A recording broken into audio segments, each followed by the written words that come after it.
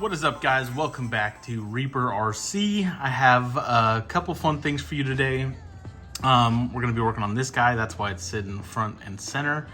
I also have another video that I started that has to do with that guy back there. A little teaser for you. You might see a little bit more of it throughout this video, but it's very different than this stuff, but it was fun. I figured I'd give it a shot, and I'll share it with you guys as soon as I get it done.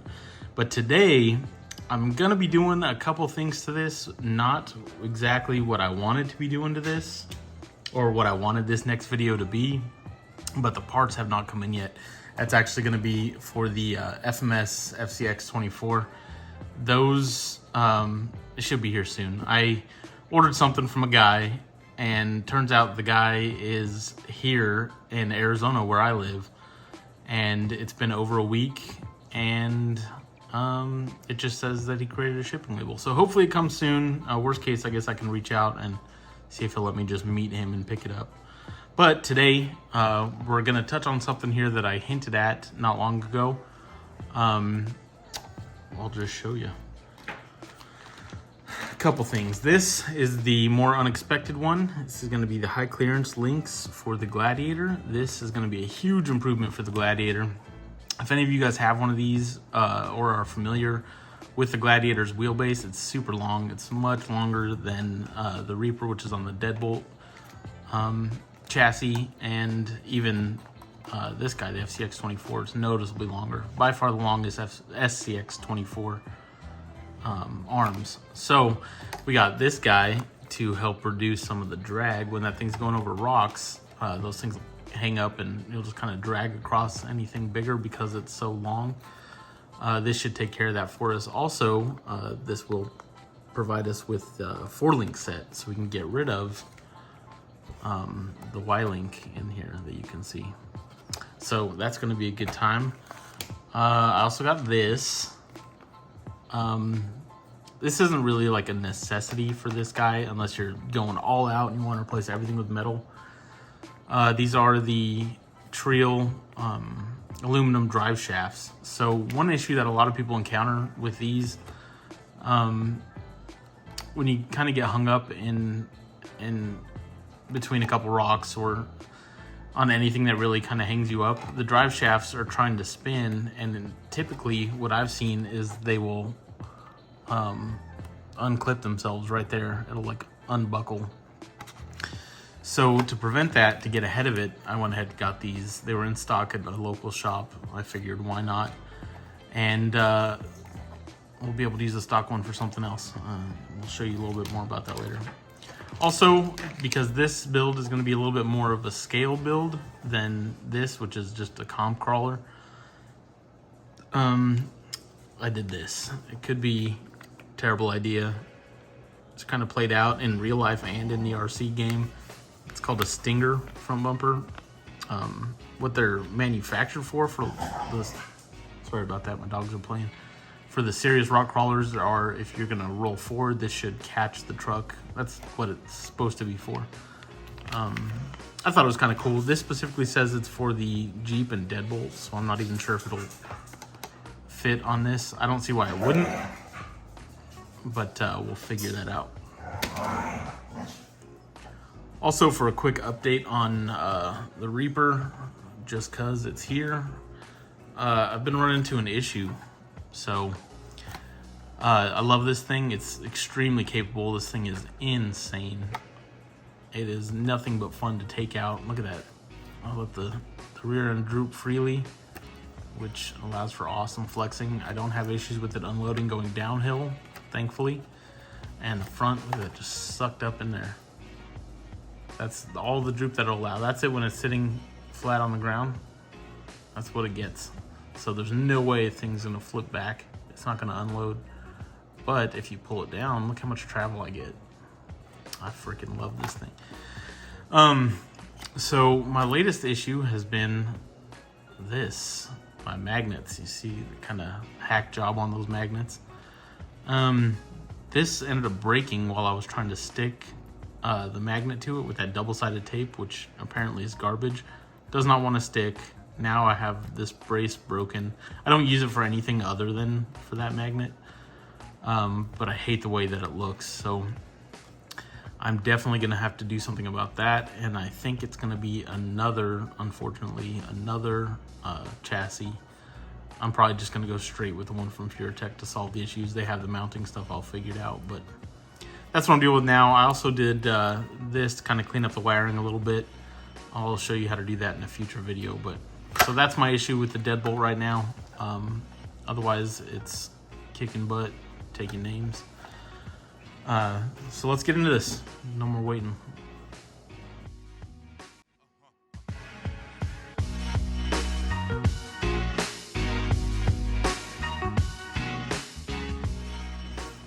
All right, now that we've got the body taken off and the wheels and tires, gives us a little bit more room to see what we're doing.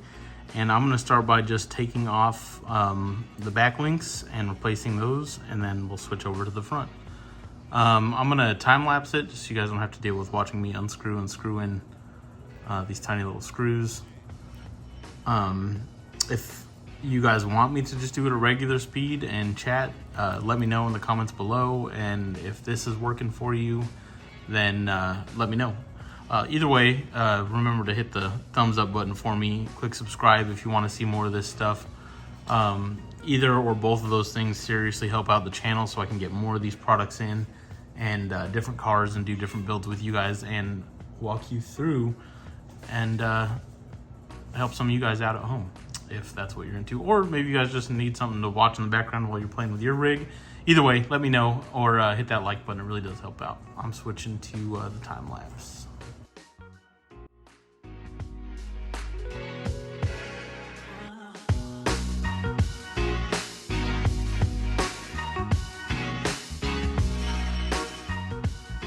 Real quick while we're in here, since I have all the rear links off right there, I have the replacement links right here, lower rear, upper rear, just a little bit shorter than the lowers, and do not have that little kink in them. Drive shaft is completely exposed, so I'm just gonna swap these out. And that is also super simple. If you turn the drive shaft here, you can see there's one little screw there. Just gonna unscrew that and screw the new one on, the one that matches in size and everything. Hot Racing does provide extra screws also, so I'm just going to use those because they're there. Why not? And then I'll just save these as part of my parts bag, but just want to show you guys real quick how simple that really is. So it takes a little tension, but pops right off. And see how it can only go on one way? There's one flat side and the rest is real rounded. So that's it. There's the old one. Here's the replacement. Flat side facing up to make it easy. That's where the screw goes. And there it is. So I'm gonna screw that on. You'll see me do the front. It's the exact same, just a little bit different location there. You'll see me doing that here in the time lapse real quick, but just know that's what I'm doing, and I'll be right back.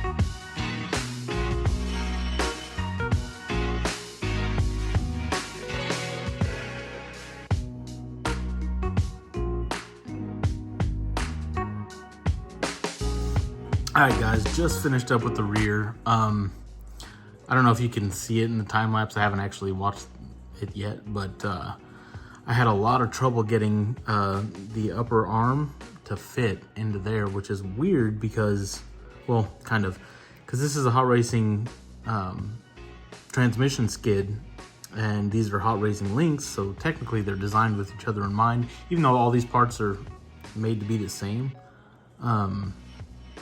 You would think that it wouldn't, but I guess the frame rail might have just been pushed in a little bit. So I took it off camera and just struggled with it for a few more minutes, was able to finally get it in, but as soon, or if we ever do change this chassis, that should not be an issue at all.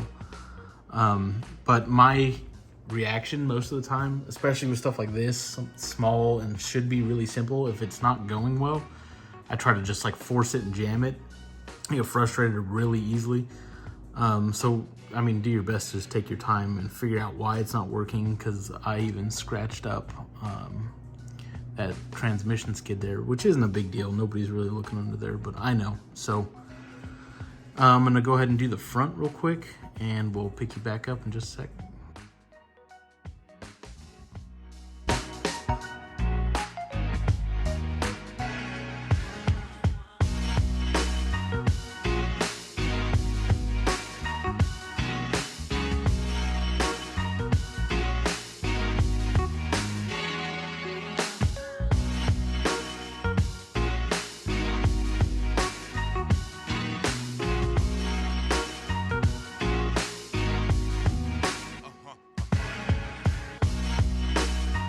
All right, we're back. I cut the time lapse a little bit short because I found out the upper links in the front going to the 4-link setup is not going to work with this servo mount that I have, this aftermarket servo mount.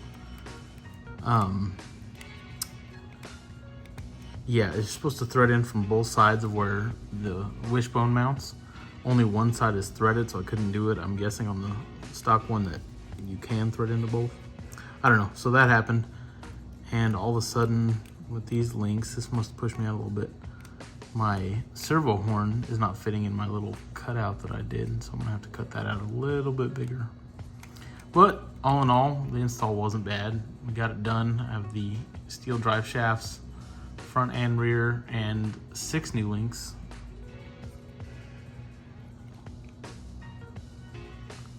And I just realized also that one's upside down. So I'm gonna fix that one. The fronts look good. Clearance is drastically improved, as you can see. So I'm gonna flip that other one back over the correct way. I'm gonna do a little trimming here, slap the body on, and we'll test it out. All right, guys, we're all buttoned back up. Got the wheels on, the new front bumper on. I'm not sure if the front bumper does fit. I don't know. I'd have to see it on just a regular JL body, but it looks like it's supposed to slide back a little bit further. I was able to get it on, no problem. I did have to drill just a little bit to get the lights in there. Just make a little bit of space, but everything fit. And then if we check out the clearance that we have, yeah, if you go back to the beginning of the video and look at when I was holding it in this position, it was all links. Now it's just barely that little one right there. So we got a ton of clearance out of that. At the right angles, this thing looks pretty sweet, like straight on. So I'm gonna have to get that figured out. Maybe get the correct one or just go back to the stock one, I'm not sure. And the drive shafts, I can definitely drive a little more confidence with those. The only thing that worries me is once you switch to metal, especially on the drive shafts, you're putting more stress on the differentials, the gears and the differentials. Wherever the weak link was, which was those differentials, the U-joints, it's not anymore. So it's gonna go to what is attached to that, the next weakest thing. So, oh well, if anything, it'll give us a reason to upgrade. So let's give this thing a shot on the course, and we'll wrap it up. Real quick, I just want to show you this. I could completely crawl the creep without touching it with these high clearance links. That's pretty intense.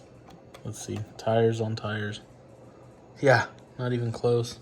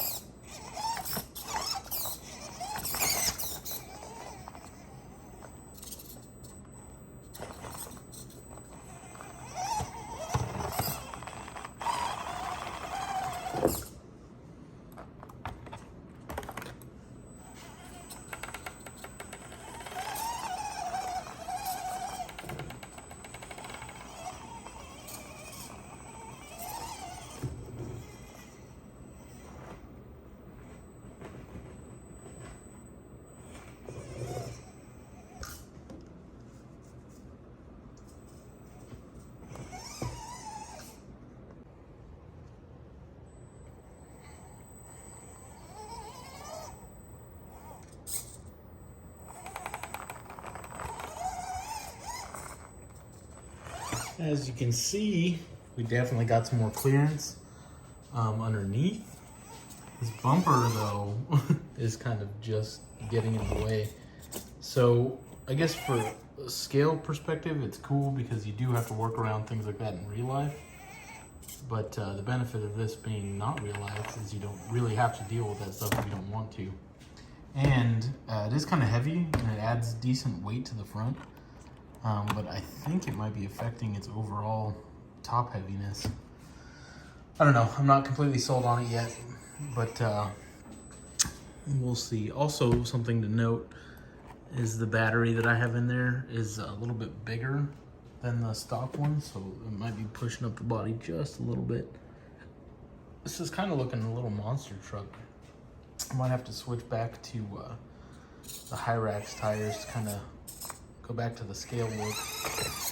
I'll look at those when I'm looking at new bumpers also, or different bumpers. But let's see what else this thing can do really quick. It's already been kind of a long video, so I don't want to drag it out too much.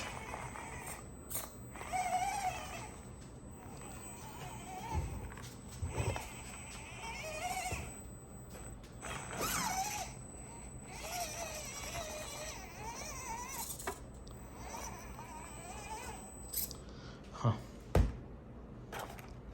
Not bad. Let's see it get up this mountain. I'll have to set you guys down for this one.